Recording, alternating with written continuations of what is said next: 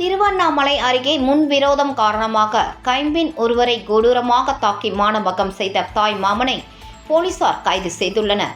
திருவண்ணாமலை மாவட்டம் ஆரணியை அடுத்த பழங்காமூர் கிராமத்தை சேர்ந்த சக்தியம்மாள் கைம்பெண்களான இவரும் இவரது மகள் வாசுகியும் செய்யார் சாலை சந்திப்பில் பூக்கடை வைத்து வாழ்வாதாரத்தை நடத்தி வருகின்றனர். இதேபோல் சக்தியம்மாளின் உடன் பிறந்த சகோதரர் தண்டபாணியும் அதே இடத்தில் பூக்கடை வைத்து தொழில் செய்து வருகிறார். இந்நிலையில் இரு தரப்பிற்கும் அடிக்கடி மோதல் ஏற்பட்டு வந்ததாக கூறப்படுகிறது. இதன் காரணமாக சில மாதங்களுக்கு முன்பு இரு தரப்பும் காவல் நிலையத்தில் பரஸ்பரம் புகார் அளித்திருந்தனர்.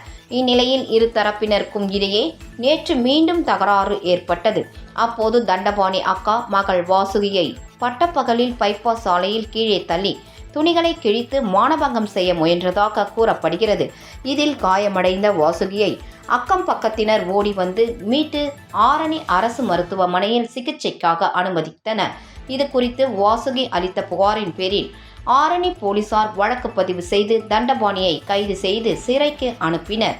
இதனிடையே இந்த சம்பவம் தொடர்பான காணொளி சமூக வலைதளங்களில் வெளியாகி பரபரப்பை ஏற்படுத்தியுள்ளது.